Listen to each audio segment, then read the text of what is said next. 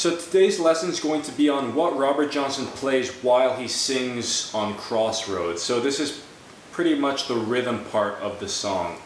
And it's actually pretty challenging. So I'd highly recommend that you watch my video, my instructional video on Willie Brown's song Future Blues, because lots of those same moves are going to be used in this song, except even a little more challenging. So that's a good stepping stone that you could have if you find you're having trouble with the concepts in this video. To play this song, you'll have to get your guitar into open G Spanish style, so that has a low D, a G, D, G, B, and high D. Then you'll have to get your capo onto the third fret. Robert Johnson starts this song with a sliding sort of lick that he plays. And this lick starts with a slide on the B string into the 15th fret like this. And then he comes back to slide into the notes again. But this time he plays both top strings into the 15th fret. So altogether it sounds like this. And not quite with that rhythm, it's... And then...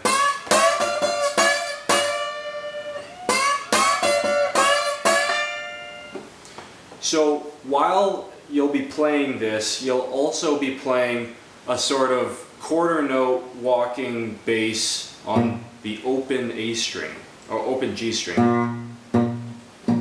And you can mute this with the side of your right hand. So altogether it sounds like this.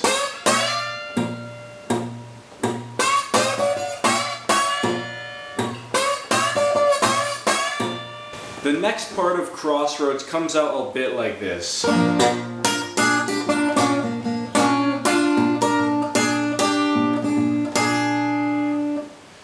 So this part is where you'll have to use a lot of different techniques in order to execute the song. So with that first part being, what you'll basically have to do is get your thumb and rake across all 5 strings here, not the root string, just the 5 strings, and hit that low G string again. So what that is basically this.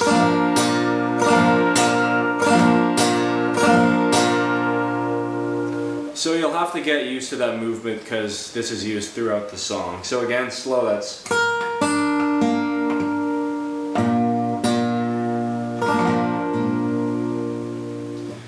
So again, to get back to that lick, it's...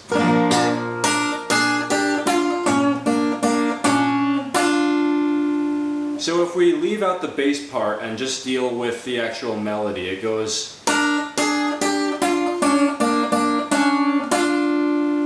So that starts with the 8th fret of the high D string, and you can fret this with your 3rd finger because we've got the slide on our pinky.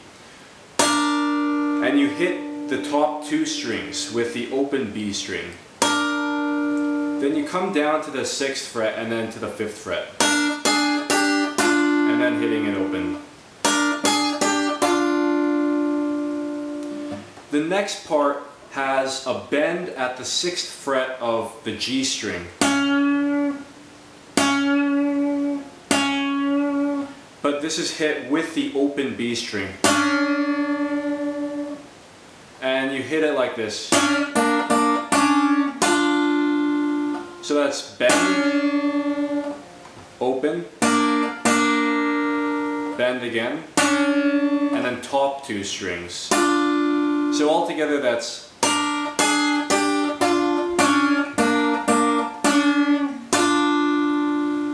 And with the bass part, that's...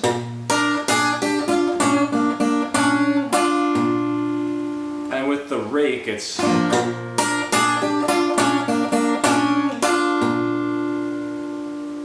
Then that lick is finished off with...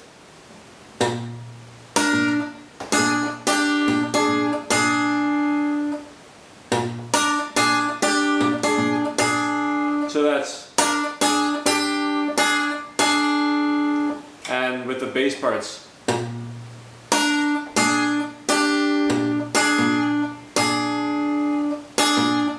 So this is where the blues reaches the 4, and to play this, Robert Johnson slides into the 8th fret, barring the top 4 strings.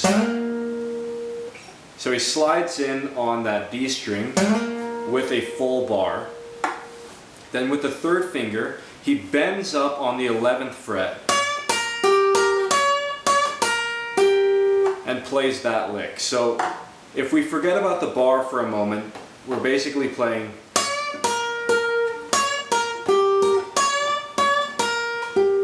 so that's bend on the 11th fret, coming back to the 8th fret, and then playing the B string on that 8th fret.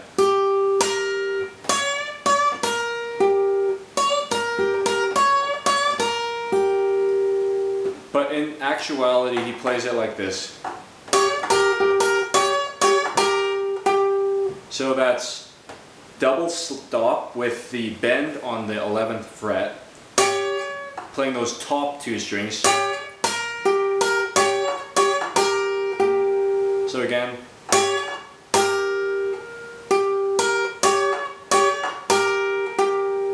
and then with that bottom note,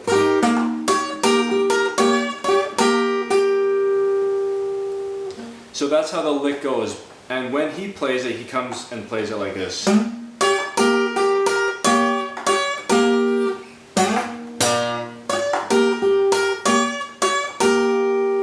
Now I exaggerated that slide in between there, but he does play that where he gets to the 4, like we were talking about. And then in the middle of all that, he slides in again, and then hits the open G string and plays the same lick.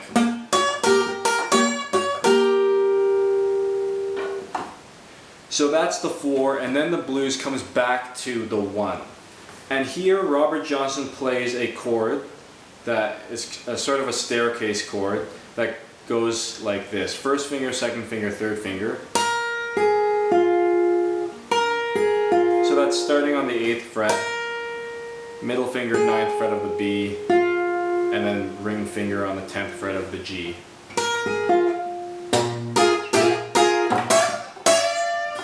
So again,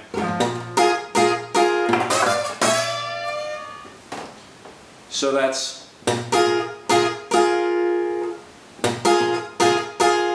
so slow, that's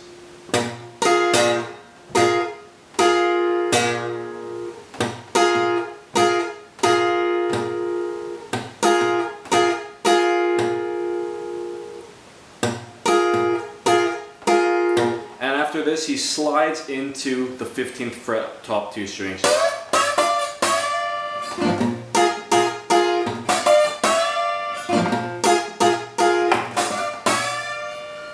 All the while, of course, you're playing that open G string on the bottom.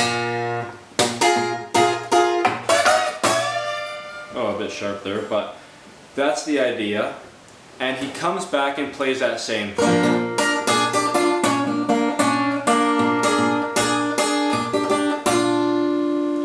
Of course, he does play it a bit differently this time, as he does every single time he does play it. The important thing is that you know the basic moves so that you don't necessarily get it note for note, but you have a very solid idea of what is going on in the song. So to review that part again, of course you'll have to do the rake.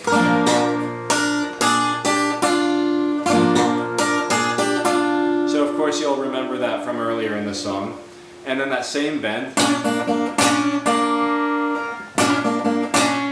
except this time it's played a little differently.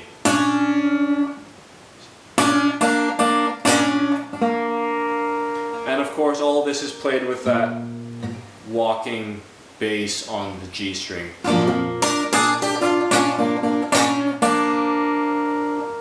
And then he finishes it by playing. So that's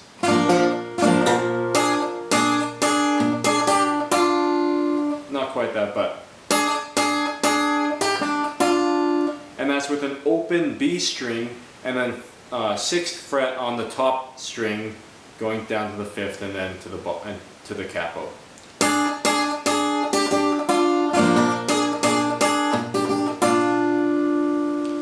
So altogether that's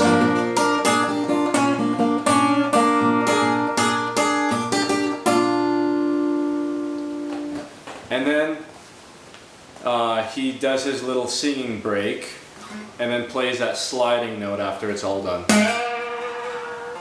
So that'll be a slide from the 6th fret on the D string to the 8th fret.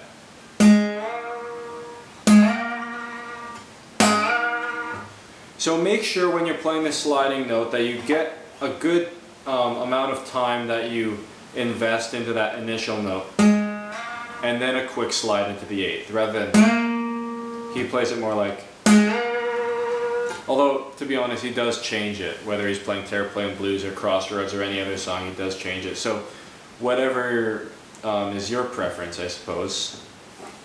And then he finishes the song by playing that lick again, where he goes,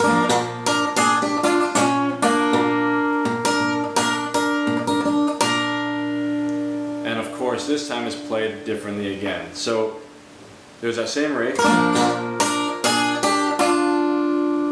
and then the bend and release. And this time he comes back to the 8th fret and just sits there.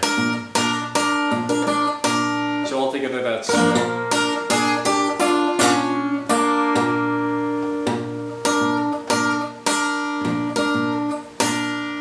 I'll play the entire thing slow for you just so that you have a good idea of what's being played in time.